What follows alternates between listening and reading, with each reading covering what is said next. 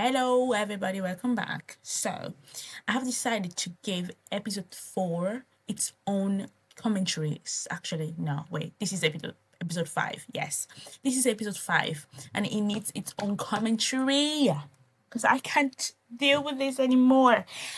Episode 5, it's the most,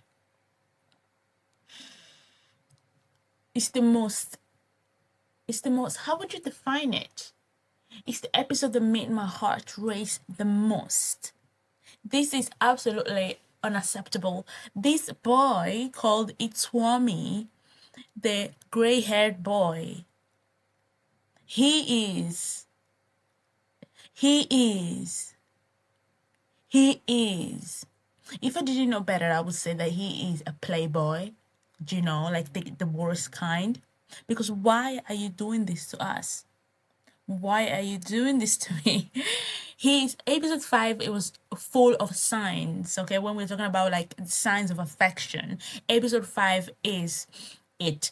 Okay, episode 4 was an escalation. In episode 4, we get a confirmation that Itzu-omi, the gray-haired boy, is actually infatuated, actually has strong feelings for Yuki, the pink-haired girl, and we see in episode 4, sorry, that their friends realize that but Yuki cannot see it because she's deaf. You know, Itzu-omi, the gray-haired guy, he says things that make people understand that he likes her. He likes Yuki, but Yuki is deaf. She's deaf. She can't hear what he says, how he says it. But everybody else can, and everybody else is realizing that this boy likes her. Episode 5, though, was not expected. Okay, let me just tell you what happened quickly in episode 5. So we start quite where we stopped. You know, we are in episode 4. They went to have a big shopping, and then the two lover birds, Itzu-omi and Yuki, end up at Itzu-omi's place. So the pink hair girl goes to the place of the gray hair boy, so the two lovers. And first of all, what are you doing, girl? What are you doing? Rule number 1: you don't go back home to the guy. You don't go to the home of the guy that you like, because no one is that strong. Okay. Well, they went home together. They had something to eat, and oh boy, I told her not to go. She had she if she wasn't careful, I bet I was having like, my heart was racing so fast, and I'm sure that she was experiencing the same thing. And yeah, so they were in Itzu-omi house, and Itzu-omi was just the worst. You know why? Okay, I will explain why I believe that he is the worst. He was just trying to make her feel uncomfortable. Because why do you go and grab her from behind and start signing language? Why do you have to sit behind her? Why do you have to be so close? Why do you have to be... Put yourself in her shoes. This is a young girl, never had love experience, never fell in love. Now she's in the house with the person that she loves, and this man, okay, because he's a man, he's like 20 something, goes behind her and starts signing what she signed just like a few seconds ahead before. Then he sits next to her and puts one of his arms around her shoulders. Do we call this smooth? Is this a smooth move? Because I would just start scream right now. And then he leans forward, okay? And obviously she's like, what is going on? Her heart is beating, she's sweating, and he's just, I think this is his game. Guys, please, this is his game. He grabs the phone, he leans forward, makes her uncomfortable, makes her heart rate race just to grab the phone and just say that he's really comfortable around her. Well, excuse me, sir. Do you not care that this girl's heart might explode? Isn't this evil behavior? Okay. I just don't want people to think that this is the game that you need to have, because this is an anime. Let's remain in the anime. Then he asked her, he sent her a message. So he grabbed the phone to ask her this. Has anyone ever told you that spending time with you makes one sleepy? What does that mean? What does that mean? What do you mean? I mean, I think there's some study that proves, or that, you know, kind of suggests that when you are around someone that you love, you will release some kind of hormones, some kind of substance in your body that makes you relax and fall asleep easily. So maybe that's a sign that he is falling in love with her, because he's so comfortable around her that he can let down his guard and sleep. But this boy, it's doing the most. He's doing the most. And I think the good thing, or the thing that makes me smile, is that he's doing this so nonchalantly. He's like doing it as if she's already his. Do you know what I mean? But she is still like clueless. We can see the signs, but the girl is clueless because she's deaf, and well, it's not an excuse, because I think that at this point, come on, you need to have an idea that this man is crushing on you, but she is clearly not really grasping it.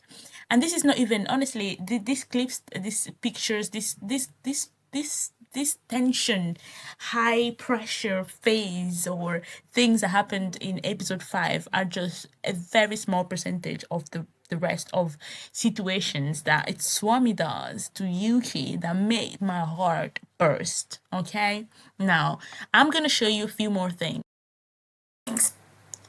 Because why is he talking on the phone and feeding her?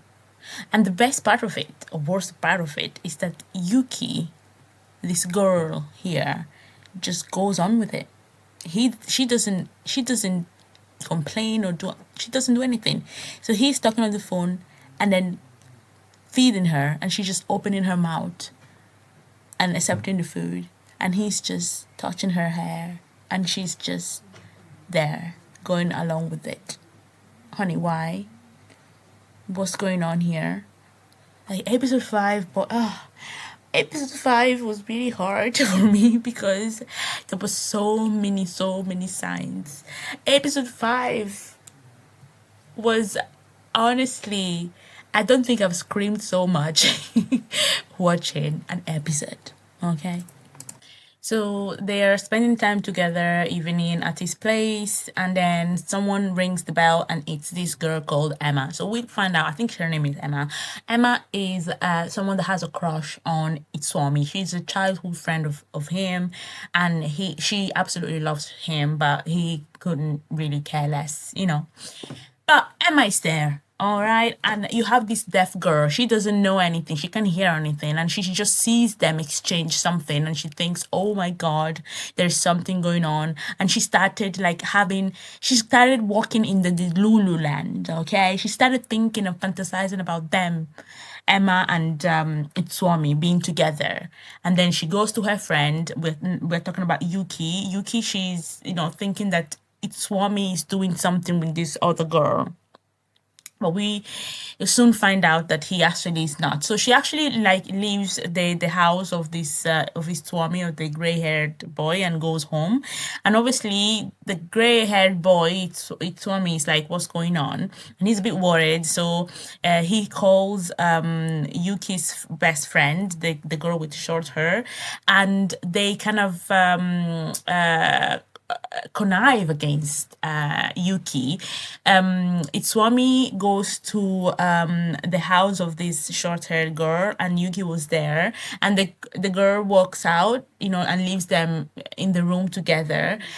And they basically talk things through, and just like a couple, to be honest. Because I think episode 5, they're already a couple, just that they don't know it yet. I mean, he knows it, but she doesn't. Long story short, he asked her why she left him and walked home by herself. Basically, in Japan, and, in Asian countries, girls don't really walk back home alone. The boy would accompany her, and I think that was what he was referring to. But we know why she walked home, and she should have, because who is this girl that comes to your house late at night? You're not about to play with no one's heart, okay? Um, but the episode ends in a high note. On a high note, Itzu-omi asked her what he can do, like what she would be comfortable him doing, you know, in terms of touching her and stuff like that. I mean, the question he asked was very like vague, but she didn't really understand what he meant, I think. But she answered with everything or anything. And I'm like, girl, surely, surely you have boundaries, but maybe not. Anyways, the show finishes with him obviously making me scream once again by kissing her hand like a proper gentleman. And I almost shed a tear. I mean, episode 5 was so intense. Do you guys understand that this is episode 5? It was so intense. What to expect next? I mean, they haven't exchanged the kiss, but I'm expecting that to happen pretty soon. Pretty soon. The signs here are very, very, very clear. The signs of affection. And I think this show is all about the signs of affection, because one girl, the deaf girl, has no clue, because she's living life very differently from the rest of us. She can't hear, so she probably can perceive things the way we do. And then you have Itzu-omi, the gray-haired boy, that is trying to communicate his love, sign his love somehow through his gestures and body language and voice. But also, when it comes to the voice, I think he does it for people to mark his territory. So episode 5 is the best episode so far for me. Let me know what you think about my commentary, what you think about the show. Have you been watching it? What did you do when you watched episode 5? Did you scream as much as I did?